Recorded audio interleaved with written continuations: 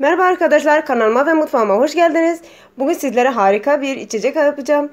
Hep birlikte inşallah siz de beğenirsiniz. Biz bu içeceği çok beğeniyoruz. Nar suyu yapacağım. Kesinlikle içine ben şeker, limon tuzu ya da limon herhangi bir şey koymadım. Benim damak zevkime çok uygundu. Siz isterseniz yine de tatlandırmak için şeker koyabilirsiniz veya limon sıkabilirsiniz. 3 narı taneledim, temizledim ve rondodan geçirip süzdüm. İçine 2 bardak içme suyu kattım. Kıvamı da güzel gayet ve içmeye hazır. Gayet doğal, sağlıklı, katkısız. Yapan herkese afiyet olsun. Kanalıma abone olmayı unutmayın. Yorumlarınızı bekliyorum.